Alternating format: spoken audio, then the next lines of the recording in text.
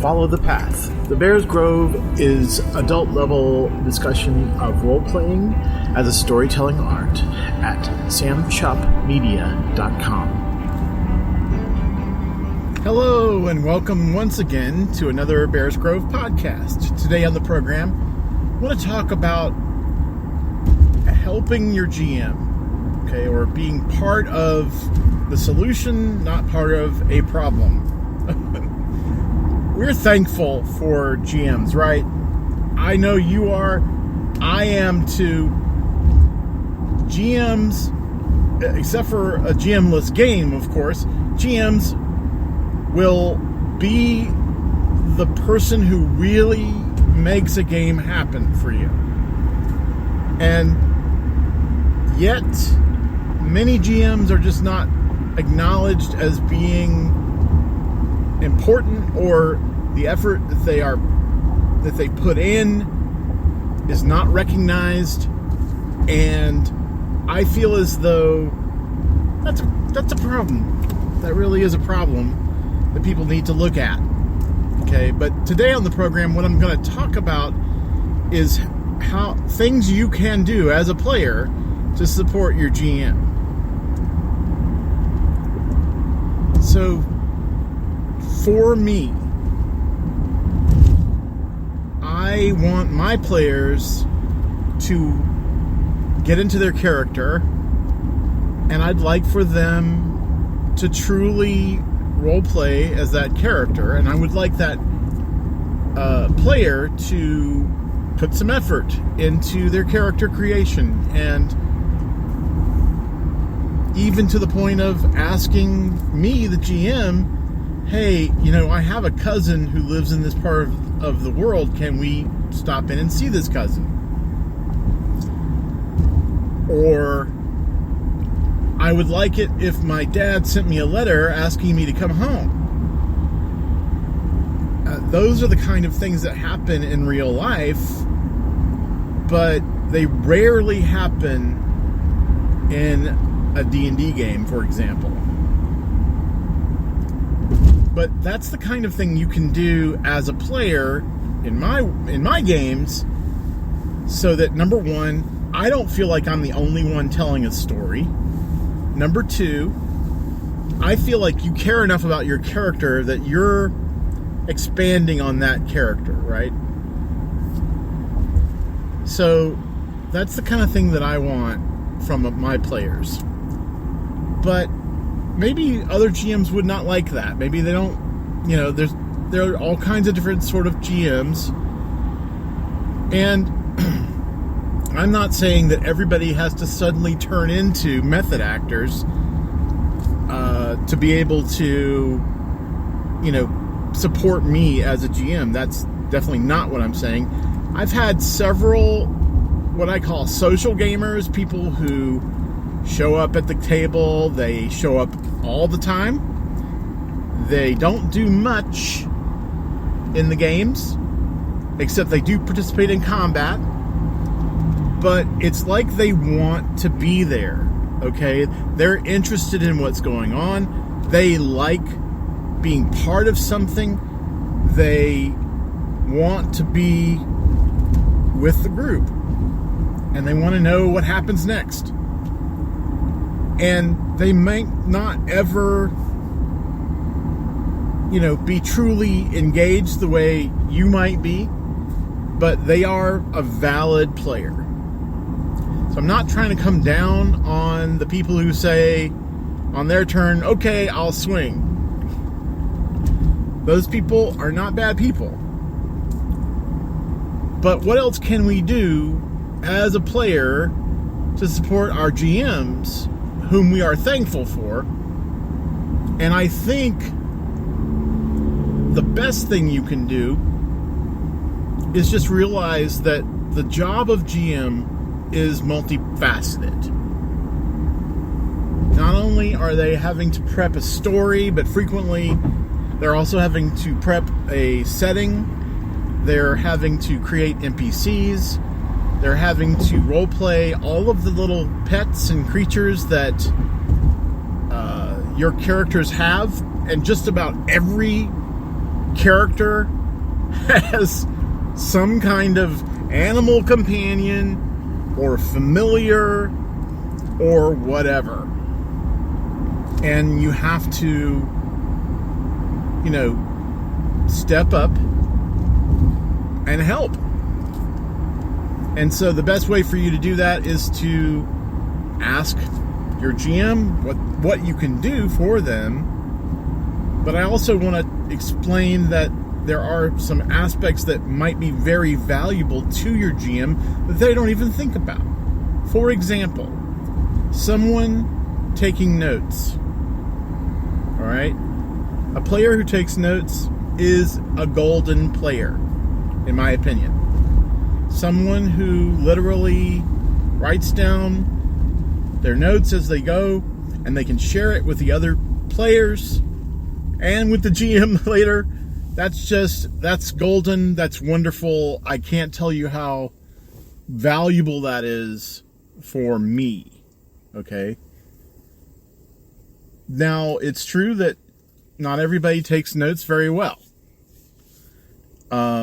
But that's beside the point. At least if they are taking some kind of notes, there's an extra chance that if we forget a couple weeks down the road after we play one day, a couple weeks later we play again, and I sometimes will completely forget what was going on.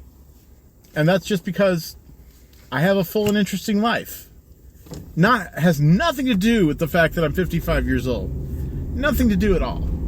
It's purely just because I have a rich and interesting life, and I've got a lot of stuff to do, right? Got a lot of stuff to remember on a regular basis, so that's just what happens. So note takers, awesome people, really like them. Another role you might want to ask if you could do is a rules consultant. Now, rules lawyers get a bad reputation for the same reason that actual lawyers have bad reputations. And that is because they tend to self-serve, right?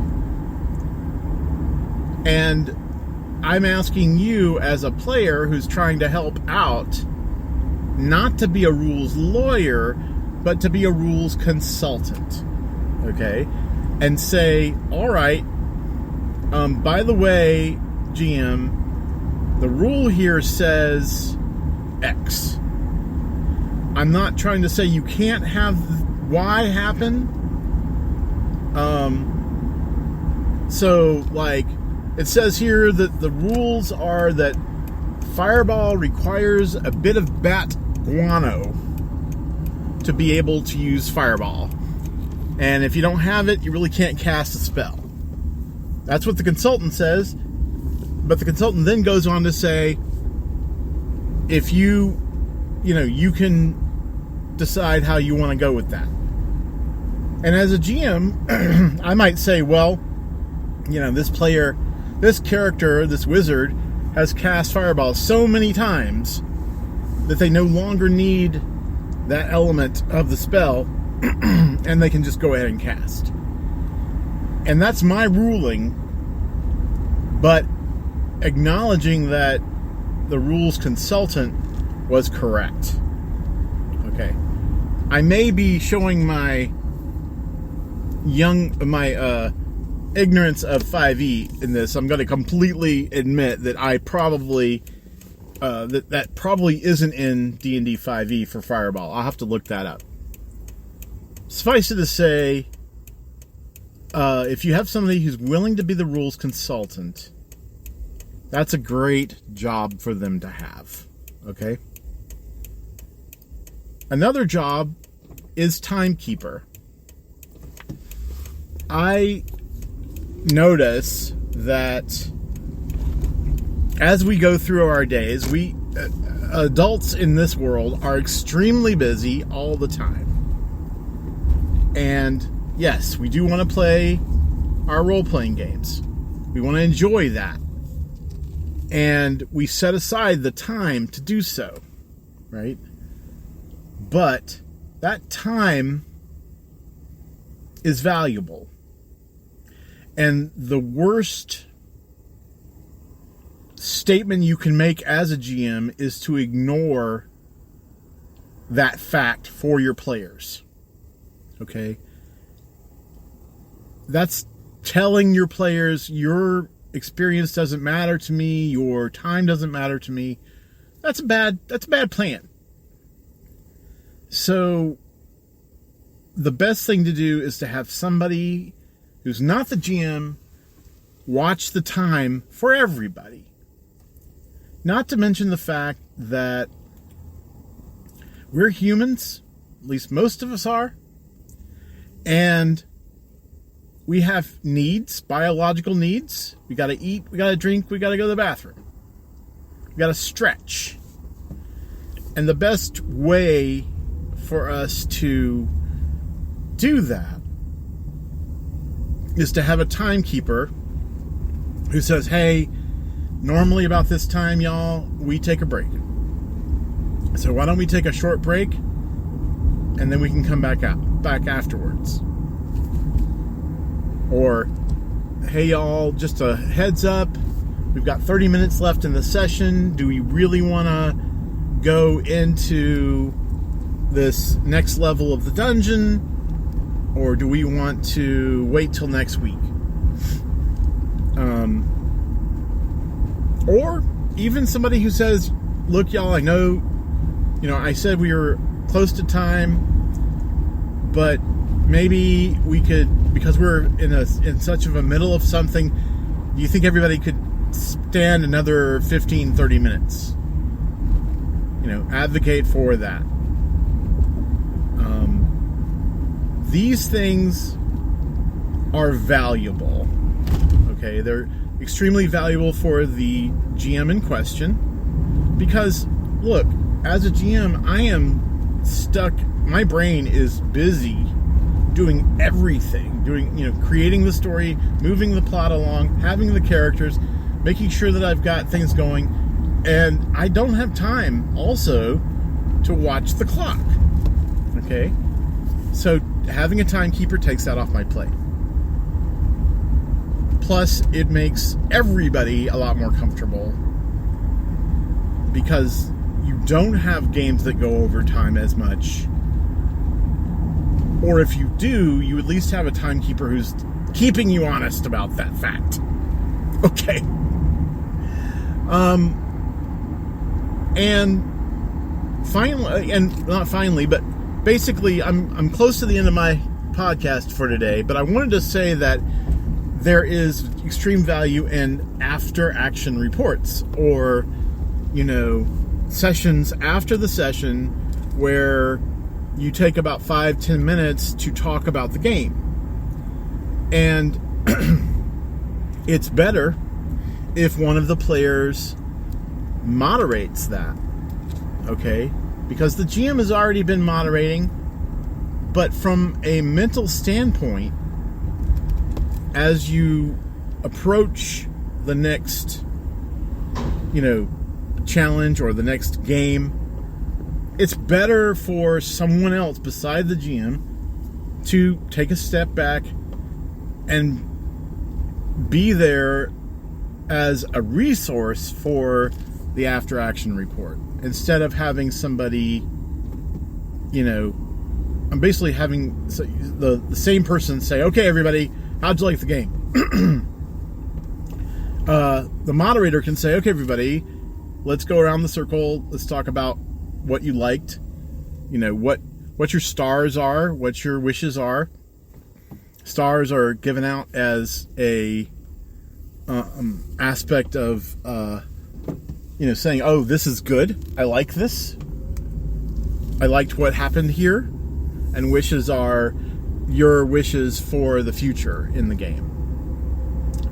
So those are the aspects that I've wanted to bring up today. But I have one last aspect before I go, and that is money.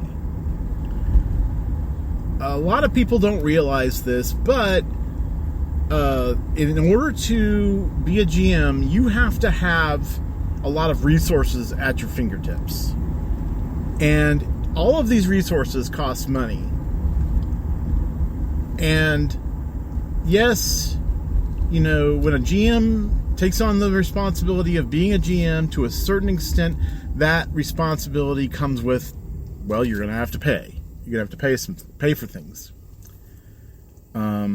I clocked it one month, and I'm basically spending $50 to $60 a month on my Zoom account, my Roll20 account, my World Anvil account, my Hero Forge account, you know, all of the little bits and bobs of things that I use to create my games, my Incarnate account for maps, you know, all of those things I am paying for.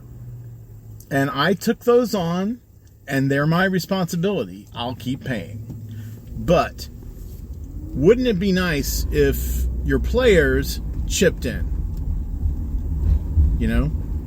If you were coming over to someone's house every weekend and hanging out with them, you'd bring beverages, you'd bring food, you would basically show up with something to contribute, right?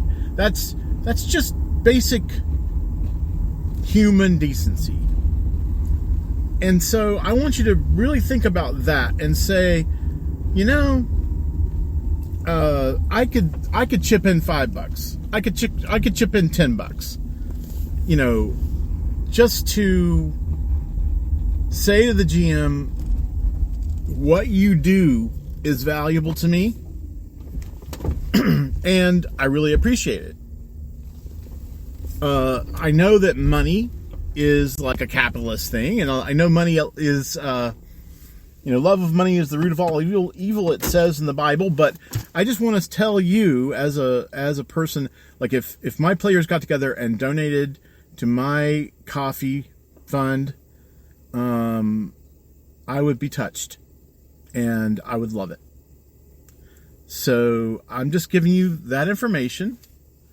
I'm hoping that you are able to ask your GM, hey GM, if I slipped you like $5 every month, or, you know, every 2 weeks, do you think that would be okay with you? Like, I'd like to help out any way I can. And see what they say. They may be independently wealthy, and that money may not mean nothing to them, but as a store of value, it is a statement that you're making. And I encourage you to make that statement loud and clear that you appreciate your GM. Now, this is not the same as GMs who do this professionally. That's a completely different concept.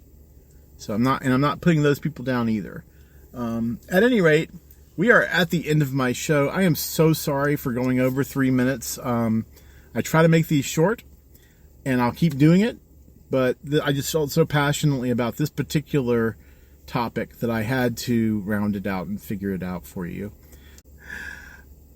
All right, thanks so much for listening, and when you rest, have sweet dreams. Bye-bye.